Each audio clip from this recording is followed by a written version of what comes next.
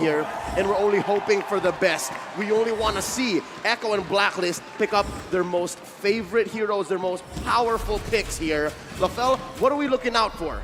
Okay, first things first, I'm looking out for the Fredrin. The Fredrin has been banned because for both teams, Wais as well as Carl TZ are really good on this Fredrin pick. Now, look at Blacklist International. Let's pay attention to the bans because they ban out the Cho as well as the Kaja. Both are pick style heroes. Looking at Echo, they're making sure that Benecutie will have a better time in his gold lane. So with the 1-1 gone, with the carry gone, I would say Beatrix increases in value. I think the Eve increases in value as well. With the Kaja banned away, with a lot of bans here, you would really think that the Eve would become the #1 in prio, but Blacklist, they opt to go for the Barats, leaving the Eve open, and the Lapu Lapu that we mentioned earlier. You give Sanford this pick, and he carries. So here's the gamble that Coach Tick and Treb have picked up on. You leave open the Eve, we're gonna pick it up, put a hero that Sanford loves, and what's the answer? What's the swing back? Do they go Benedetta? Do they go Yu Zhong? Do they go Farsa? Because that seems to be the answer. And interesting, they're going for the Oheb Harith priority. We've seen this from Echo before. I like what you said, priority, because that's how you see where their mindset is at. Because we got to talk about the Barat's first pick, because that has to be your priority, and your priority pick dictates how you're going to move around the map. So in this game, they're putting a lot of weight onto Wise's shoulder to actually move the entire team forward. Now that they've seen the Lapu Lapu as well as the Eve, they understand that they want to set up a box. So we got to move around the box a lot. Haji, signature pick on the Farsa, and the Harvey, it's kind of like setting up. It's like, I don't care what kind of marksman you're going to pick. I'm going to be able to survive my lane and actually impact the game at, I would say, the mid stages of the game. Now, though, you can already see the respect being given over, right? Blacklist International, this is the draft that they've went for. A lot of magic damage. Without the S picked up in the early phase here for Blacklist International, Echo will take that away. Secondly, though, you can expect Edward to actually get counter or just targeted here. Maybe the Benedetta ban comes through because Blacklist still need a physical damage threat, but they still are going to try to nail down Venus's hero here. The Estes, now the Diggy. Okay, so looking at Echo, they really want to make sure that when they dive, it is successful. But before that, we got a quote from Oh My Venus saying, we're kind of expecting that teams will ban the Estes, and we're actually prepared for it.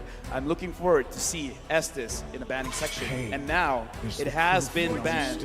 And what better place to show your maximum potential in the grand finals of the world stage? With the Lolita being picked up here by Echo, they're leaving Benecutie in both a dangerous and also protected spot because, again, they want to make sure that he isn't fully countered, but also you gotta wonder what else is out left there because the Beatrix is out, the Brody is out, Matilda. they themselves panned out the carry and the 1-1. Are you seeing a carry here? Oh, rather a Matilda? Yeah, I'm thinking There Matilda and Blacklist International lock it up. The Benedetta 2 earlier on. They need a physical damage threat. And guess what? The Barats actually work super well with the Matilda, and that's the reason Echo banned out all these marksmen. They wanted to go for the Lunox, they wanted to go for some burst damage and some more magic damage, knowing that Sanford on the Lapu likes to go for just a lot of damage. Remember, yesterday we saw the Hunter Strike, the Bloodlust Axe. This is a very physical Lapu. I would say, with the draft coming in from Blacklist International, this is a very good draft to start game #1 because it is a very simple draft. This is what is going to give you confidence moving to game 2 onward. So honestly, I'm liking the draft coming in from Blacklist because you can make very little mistakes with this kind of draft, with this kind of gameplay. Yep, signature picks for all of our defending champions. For Echo, I'd like to say the only thing that's missing for me is the split push potential from Benecutie. It's not as potent when you're on a hero like Lunox, but what it does have is amazing team fight engagement, a lot of damage when you hit your power spike. Ladies and gentlemen, here we go. Indoor Sinayan and all across the world, I hope you're ready. It's time for game 1 in this best of 7 between Blacklist International and Echo. looking at both drafts, I would assume that they're not going to fight a lot in the early stages of the game. They're going to fight around Riverside. They're going to fight for the control around the turtle because they want to make sure that they have the levels first. So if you see any kind of rotation, it's all about maximizing the minions to make sure you get as much level 4s on your heroes before going into the turtle phase. With 2 utility junglers, this is what you can expect, right? A lot of emphasis around the mid control. Why? To control the neutral objectives like you mentioned earlier. Mid control plays such a huge impact in this game, and you can already see for both of the teams, Venus and Haji, Sanji and Yaoi, they're focusing a lot, putting a lot of resources down into that mid lane to create some more pressure, but still, it's Blacklist International who secure the Lethal Wanderer.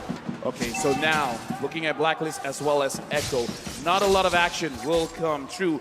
I'm thinking they gotta find a way for Echo to get Yaoi onto level 4 because that is a very big ultimate to have in the turtle fight. It's coming up in roughly 36 seconds. So Echo as well as Blacklist International, both teams, we saw in the best of 5 before, they like to see what the opponent wants to do first. Blacklist is asking Echo, Echo is asking Blacklist.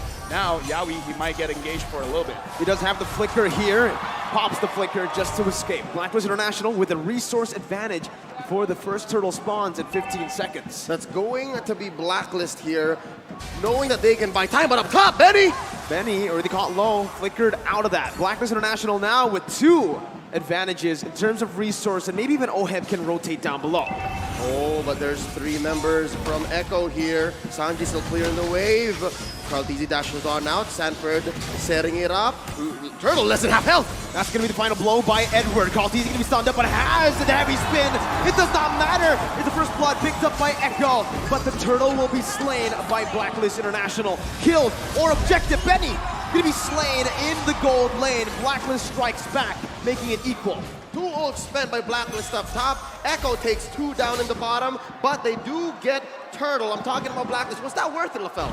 I would say it's not that worth it because in my personal opinion, getting kills is very good because you can establish map pressure because what's the objective of getting the turtle? Sure, you want the goal, sure you want the XP, but you want more control. Now, Edward going up against Sanford taking quite a bit of damage and Sanford's going to get chased. Circling Eagle onto Sanford here. Haji does not have the airstrike. Down to basic attacks coming in. Sanji not going to be here to help him in time. Sanford falls in the XP lane. The Festival of Blood lifesteal is just not enough at this level. 3 minutes in, and I'm not sure if there's enough. Yeah, no, none at all into the emblems. Many though, look at that. That's going to be the damage coming in. The Luminant Blast charged in, but knowing that Oheb has the Purify, they decide not to commit just yet. Yeah, looking at all of the emblems as well as the way that they're setting up, Sanford, his personal goal in this game is to get at least 3 kills. Once he has that 3 kills, he will maximize his emblem. Oh, my Venus getting poked out just a little bit. But now, looking at the map, if Echo could give those 3 kills over to Sanford, we can see Echo being a little bit more explosive. You can expect that Sanford's going to look for it. He's going to pressure Edward hard here. Sent him home just now because they want to time the way that this turtle goes. Again, we're 20 seconds away. Benny Cutie pressuring Oheb as well. Oh My Venus and Yaoi playing footsies, making sure that their gold laner gets the advantage. The zoning coming in again, right? This is what we kind of expect in the gold lane matchup. Harith, once you get to level 4, isn't really going to be able to threaten the Lunox. And even in the XP lane, we saw that Edward was winning early on, but now that Sanford has gone that level 4, has gone a few items down, it's a bit tough for Benedetta. Oh, turtle already spawned. Carlteasy spots out Haji. Yeah, there's the RWM. Not going to be able to find anything else though. The stun does connect with the Feather Airstrike connecting onto Sanford. The Petrify locks him down. Edward finds the pick up. Blacklist International now with a man advantage. Rotating around the turtle, circling Eagle onto Yaoi. He's going to be able to find his stun. Carlteasy jumping in. Numenor Black charged in with the Flicker as well. Oheb with no Purify here, doesn't use it just yet. Wais still winning the Retribution battles at the top. This is on forced. Now Yaoi going to be able to dodge away for now. That's a lot of burst damage as Yaoi will be slain by Edward. Echo losing out in the straight. Blacklist has amazing battlefield awareness. They knew exactly where every member of Echo was. They almost threatened orange steal from Carlteasy, but they're not done. A stun and a knock-up. It's still Matilda Airlines here for Blacklist International. Blacklist is showing what they want to do with this draft. You want to establish control. You want to make sure that the Riverside, you're winning. And the specialty of having a Matilda is when someone overextends, they're not really overextending. In their previous fight in the Turtle, they were very focused. What do we want to do? Turtle first, but now they want to kill. And they get it, right? It's on to Venus, the roamer. Anything that Echo can get here in the first 5 minutes, they will. In the first 2, they were willing to trade and get some advantages, but now wait, a stun onto Oheb, force out the Summon Force! Pops the Purify as well. The real world inflation almost catches Oheb, but he is able to get out of that one. Haji rotating towards the gold lane with a Feather Airstrike to clear it out, protecting his tier 1 up top. This is difficult because we said for Echo, for them to win, they have to win the lanes. Here in the early game, not exactly the story because Blacklist now ahead maybe 1.5k. LaFell, what's going on? I would say it's not enough because Blacklist, they understand this as well. So as long as they delay, as long as they wait for Oheb to get 2 items, then it's basically they're already doing at least half of their win condition. So it's not about Echo not doing it. It's more about Blacklist saying this time and time again, we understand how your draft works, so we're just going to play around it. So even though, okay, so here's the thing. Echo, they needed to win by 2K, by 2,000 gold. That's LaFell's threshold. So if Blacklist having 1.5K lead ahead, they're really at the driver's seat. Well, right now, it does seem that way, but Echo are going to be able to force it out. Oheb going to be caught low, but Venus comes in to save Oheb again. Haji with the rotation, circling, eager to lock Yaoi down. Good selection right now. So the airstrike will come through. Yaoi going to be able to get the stun down onto Venus before he gets taken low. Now, guess who's here? It's Sanji with real world inflation. Jumping in, but that you go. It's going to be the guiding way. Haji going to be slain though by Benny, who uses the chaos to take him down. Sanji still poking Venus down. Echo are looking to get the siege down onto the tier 1. Meanwhile, on the Turtle side, Carl TZ is going to be taken low with Sanford with the 2v2. That's going to be the bravest fighter popped into the back line right now. As Carl TZ is going to be able to find it, and Wais is going to fall. Edward finding the stun onto 2 with the eye for an eye to dodge away from the CC.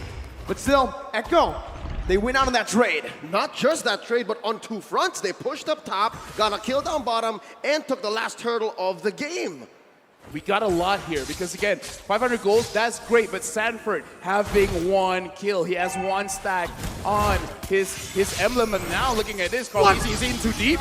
He's looking for a steal here. He does get the orange buff, not punished enough by Blacklist International. Oheb and Haji falling in the gold lane once again. We spoke about this. Winning lanes is how Echo can get it done, and Benny, 3 kills on him right now. Finest example of caster curse. You start talking about it, you start questioning it, and it comes up almost immediately. Yaoi with the Numenal Blast! Definitely welcome to cancel it out. That's the anti-CC coming in. As Sanji does the damage onto the tier 1. Bravest fighter by Sanford just to get out. Gets that anti-CC down, unstoppable. Meanwhile, Blacklist International trying to make their way up to the gold lane. Gonna be poked down by Benny as Carl TZ sieging down that tier 2 in the gold lane. Carl TZ gonna be careful here. Takes the turret down. Gets out with relative ease. What a swing for the House of Highlights. Unbelievable. I can't believe that maybe 4 or 5 minutes ago we were talking about how Blacklist was ahead, possibly way past the LaFell threshold, but now it's Echo who's pushing it, 2.5k ahead. Well, they have gone way and above the threshold, and the way that they did it is because they understand, okay, we're just gonna stay in lane. There's no use trying to out-rotate Blacklist at this point, so we're just gonna say because Oheb is gonna be the one that's gonna deal a lot of the DPS damage later on, so shut him down first. Right now, there might be a skirmish in mid.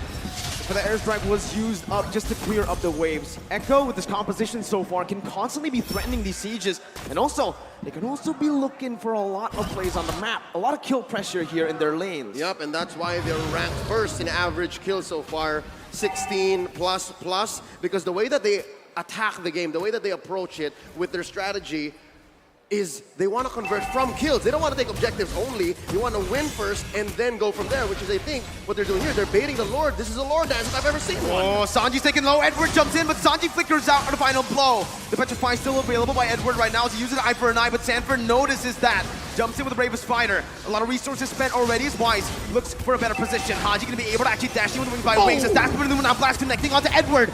Edward gonna be taken low, taken down by Sanford. And that's going to be a 50-50 play around the Lord. Wais here versus Carl TZ, and Carl takes it down. There's a bond force by Oheb.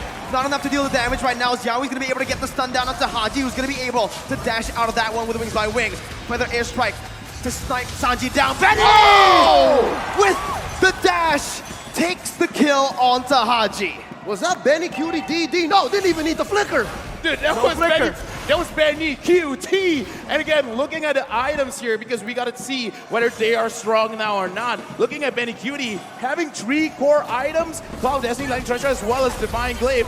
Right now, oh my Venus getting engaged by Yaoi. Numenon Blast again, locking the Queen down. Venus gonna be chased down under the tier 2. Wais here providing the support. Carl DZ looking for an angle, but will back off for now. Tier 1 falling in the mid lane. Echo pushing the pace and the tempo. Thou shalt not take my queen, says Wais.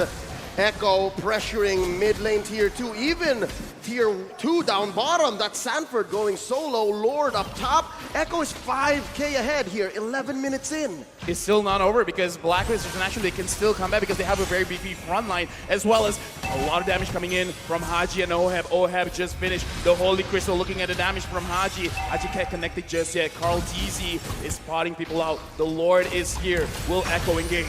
They will. Numenon Blast charged up already. Just to zone the members away. Oheb jumps in with his on force. Wais in the front lines, providing the support. Real world manipulation, baited in. Sanji not dealing enough damage for now.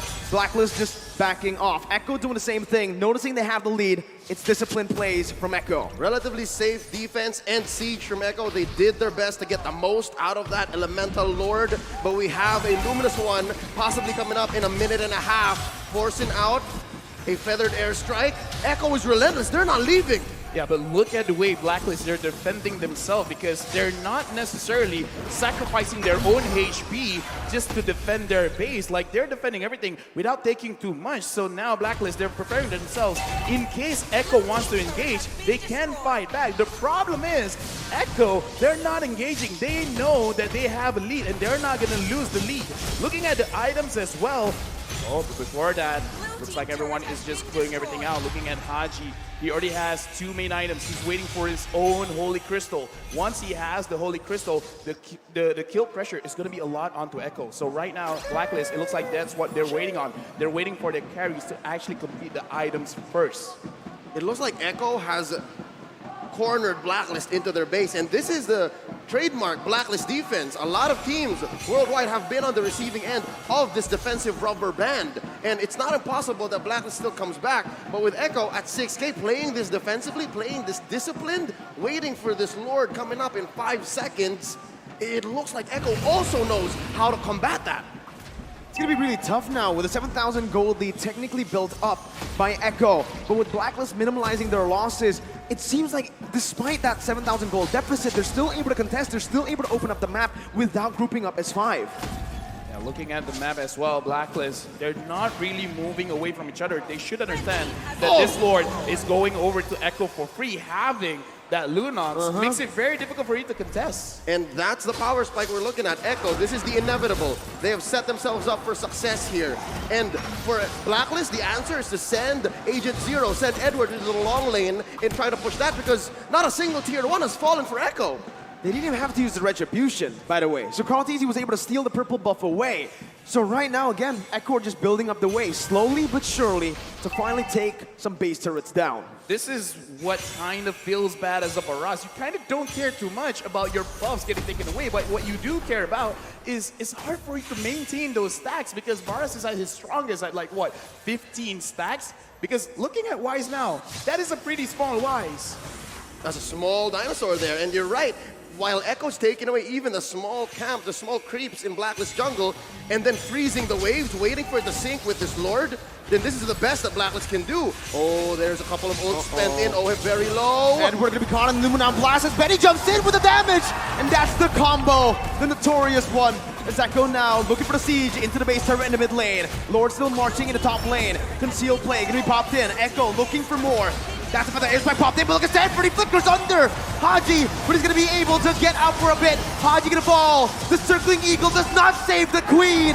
Oheb, the last man standing, but Echo will secure game number 1. Ang limang Echo fans making noise all around.